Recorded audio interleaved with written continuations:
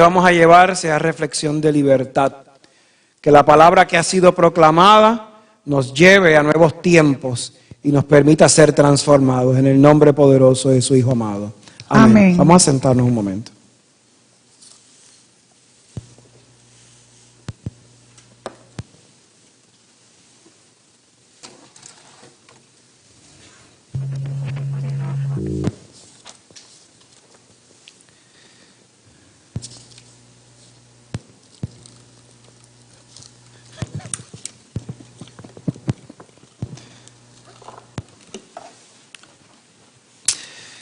Aunque parece que leímos toda la Biblia, no leímos toda la Biblia.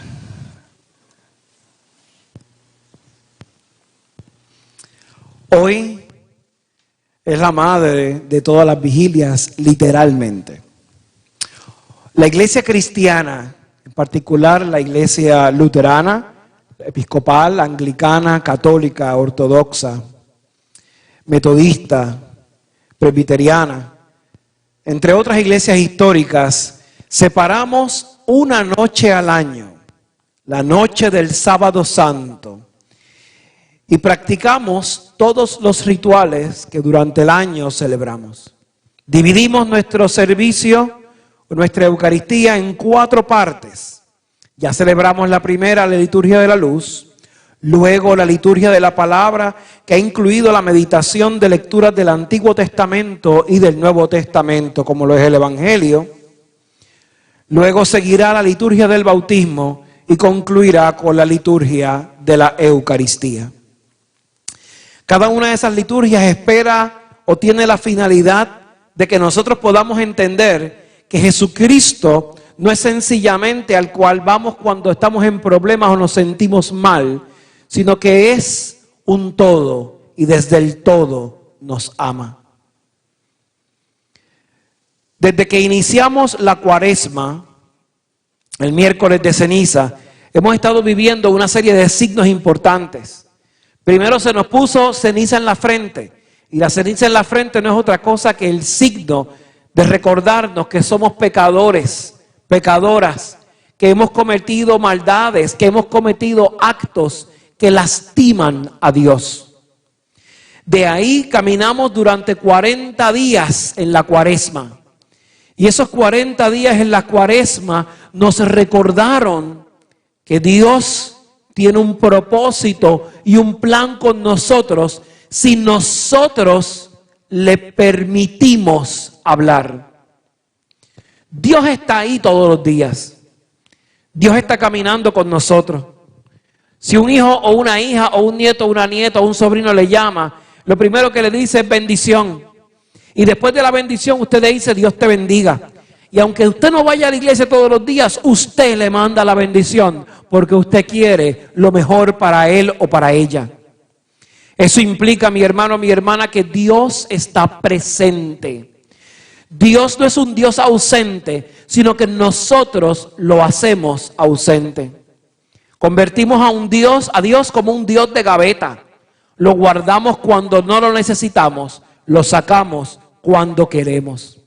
Pero durante la Cuaresma Dios nos fue guiando para que recordáramos que Dios es el mismo y que quiere que tú y yo tengamos una mejor relación con Él. Llegamos al Domingo de Ramos y en el Domingo de Ramos vivimos la experiencia de Jesús entrando y caminando triunfante. Aunque en el sermón del pastor René se nos recordó que la realidad podía distar de esa entrada triunfante, que probablemente esa entrada a Jerusalén fue la crónica de una derrota anunciada, haciendo la similitud a la novela crónica de una muerte anunciada. Jesús estaba entrando en un burro con palmas u hojas de olivo, ramos de olivo, celebrando la victoria de un rey. Pero en realidad no celebraban a plenitud la victoria del rey. La gente había escuchado a Jesús. La gente había recibido milagros de Jesús. La gente había vivido la experiencia de Jesús caminando con ellos. Pero no estaban convencidos de Jesús. Luego, el Jueves Santo, Jesús se llevó a sus amigos, a sus panas. Se los llevó a comer. Los sentó en la mesa y les partió el pan. les compartió el vino y dijo que ese era su cuerpo y esa era su sangre. Y no solamente les compartió eso, sino que les lavó los pies en signo de que quería tener una comunión plena, pero a la misma vez que estábamos aquí para servir y no para ser servidos. Luego el Viernes Santo caminó al Calvario y era un caminar difícil y complicado. Y yo les recordaba ayer que ese caminar podía ser el caminar de una derrota anunciada. Probablemente Cristo se sentía derrotado. Había estado predicando el amor y no practicaban el amor. Les había invitado a ser bautizados en el nombre del Padre, del Hijo y del Espíritu Santo, como una señal de que el hombre o la mujer viejo, que cada uno de nosotros se había ahogado en las aguas del bautismo y había nacido el hombre y la mujer nuevo y nueva. Pero él no sentía eso y caminó solo a la cruz. Luego lo llevaron a la sepultura y el mundo guardó silencio. Fue tan fuerte el signo de la muerte de Jesús, fue tan fuerte cuando Él murió, que el velo del templo que separaba lo que la gente veía a la presencia de Dios se rasgó por la mitad. Se sintió un terremoto en ese lugar, porque no era cualquier persona la que había muerto, sino que era el Dios vivo y verdadero. Había muerto por ti y por mí, porque no encontró otra alternativa. Él le había hablado a la gente de conversión. Juan Bautista le había hablado a la gente de conversión y la gente no se convertía. Decía, sí creo, para que me deje el pedazo de pan, para que me deje el pescado, para que me hagas milagros, para que me sanes. Pero Jesús no quiere nada más eso. Jesús no necesita que tú le digas yo creo en el vacío. Jesús necesita una conversión verdadera. Jesús necesita que tú dejes de mirar para lejos y lo mires a Él.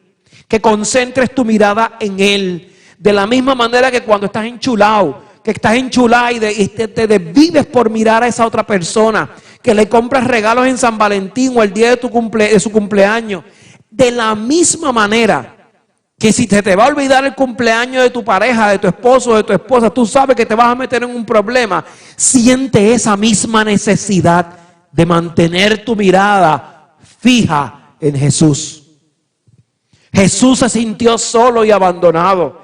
Y dígame quién de nosotros le gusta sentirse solo o sola, abandonado o abandonada, triste en una esquina, sin sentir en que nadie va a venir a socorrer. Jesús se sintió solo en la sepultura.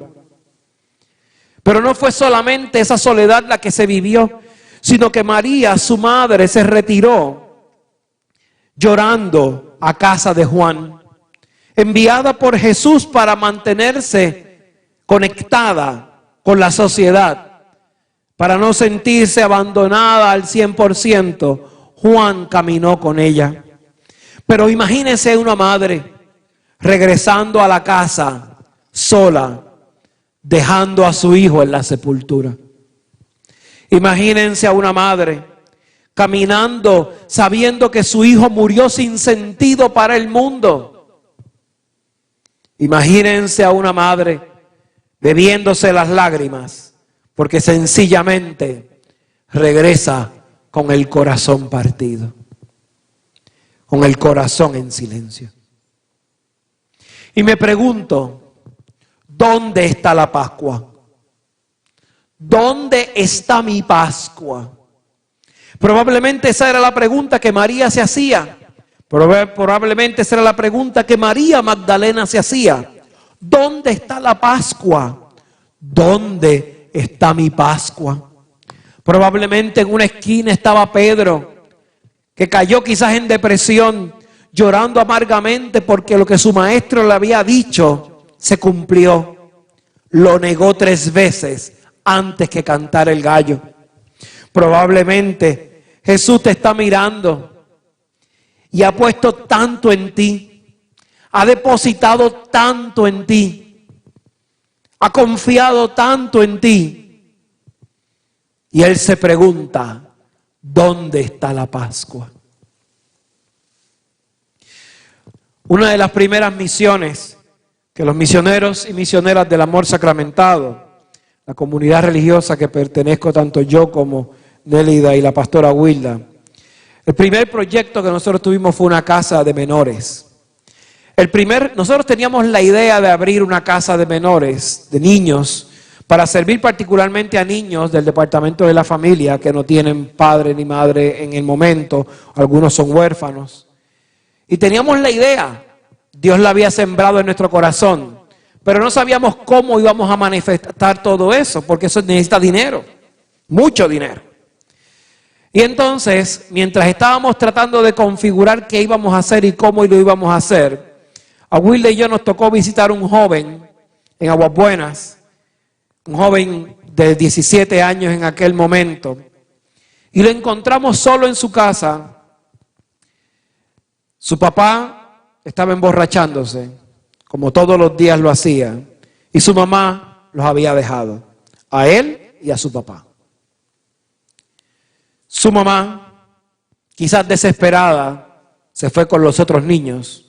Su papá ahogó sus penas todo lo más que pudo en el ron, en el alcohol.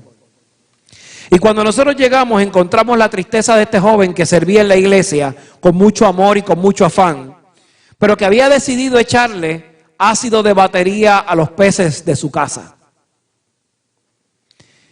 Quizás parezca una locura, pero fue la manera en que el joven expresó su frustración sin sentido, sin saber cómo llorar o qué pensar. Quizás ese joven pensó, ¿dónde está la Pascua? ¿Dónde está mi Pascua? Ese joven se fue con nosotros y ese joven dio inicio a lo que fue la Casa Juan Pablo II. Esa quizás fue la Pascua de ese joven.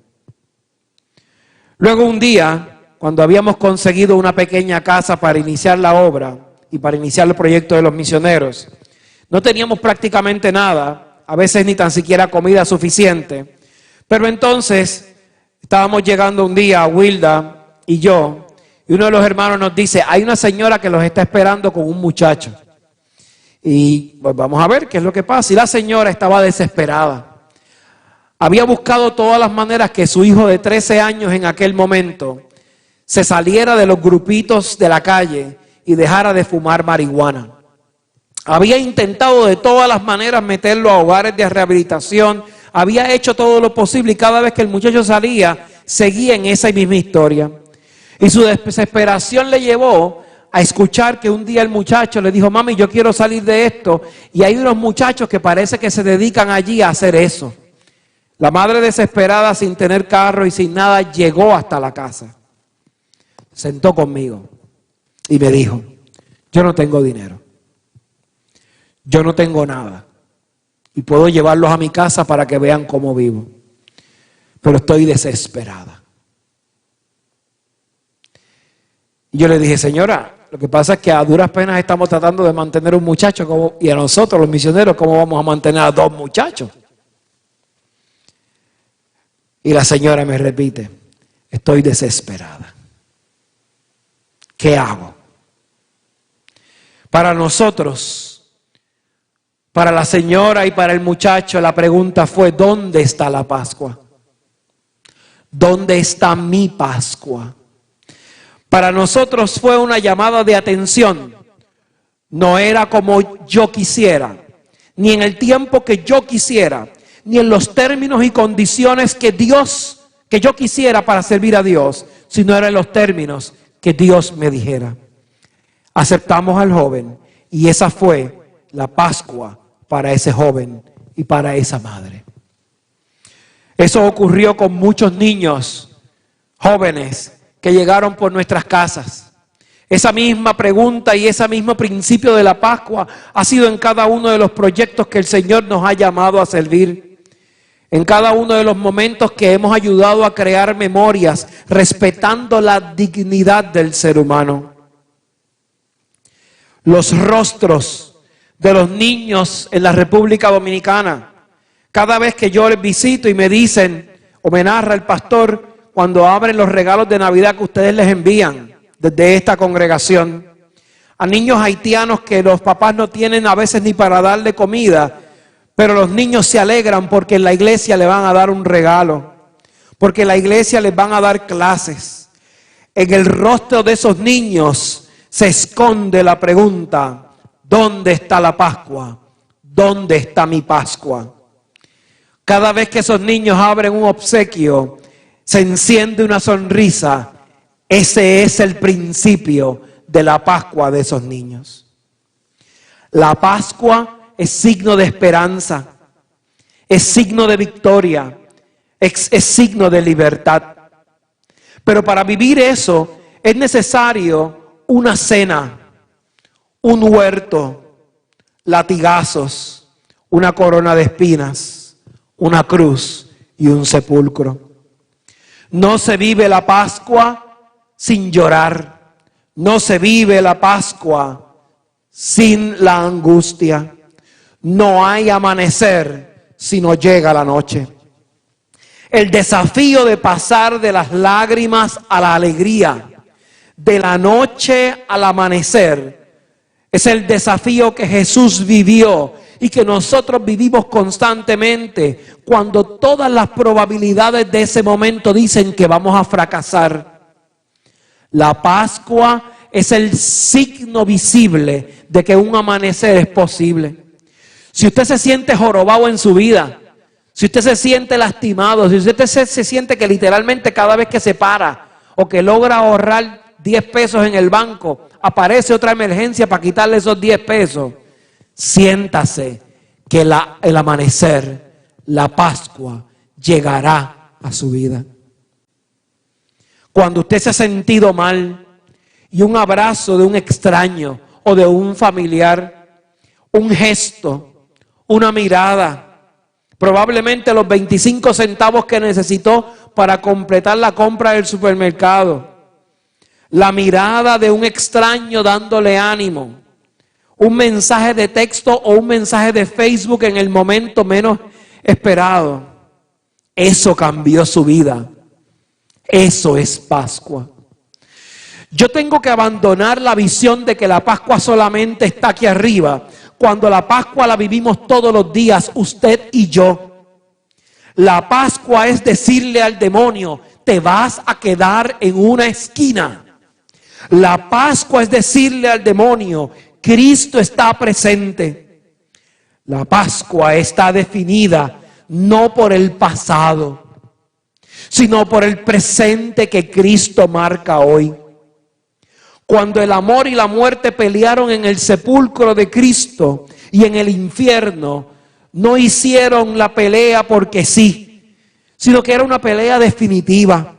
El amor quería entregarnos la posibilidad de un imperio de amor, y la muerte sabía que si el amor ganaba, le iba a quitar todas las posibilidades de que la gente tuviese el miedo, pánico, pavor, terror a la muerte. Así que la muerte entró en un combate feroz, y ese combate fue necesario para que el amor ganara, para que el amor tuviese la victoria. La lucha duró horas interminables y muchos momentos en donde parecía que iba a ser derrotado, pero el amor continuó la batalla. La muerte se dio por vencedora, porque no importaba todo lo que Jesús intentaba hablar del amor a los seres humanos, recordarle lo que era el amor a los seres humanos. Sus palabras quedaron en el vacío. El amor tomó un nuevo aire. A pesar de lo que Jesús veía, buscó la victoria. Y no se quedó esperando la victoria, sino que tomó acción en la victoria. Esa acción no solo le dio la victoria, sino que abrió la posibilidad para que usted y yo construyéramos un imperio de amor. Pero ¿por qué construir un imperio? Es necesario construir un imperio, porque si usted se da cuenta, todo lo que tenga que ver con iglesia, todo lo que tenga que ver con cosas de organizaciones sin fines de lucro o cosas buenas, tenemos que estar mendigando constantemente para hacer las cosas.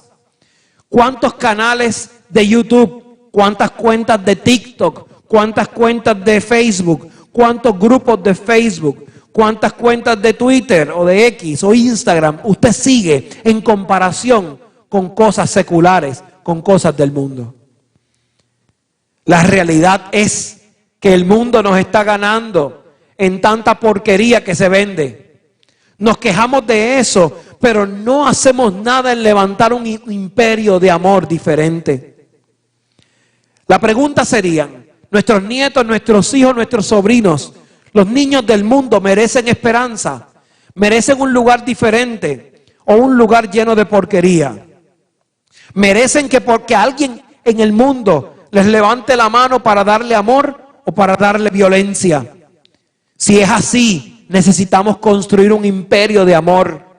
Merecen los ancianos quedarse o ser abandonados en el hospital porque sencillamente sus hijos no quieren atenderlos. Entonces, tenemos que construir un imperio de amor. Merece la familia de hoy, dividida por las relaciones fallidas, por los divorcios.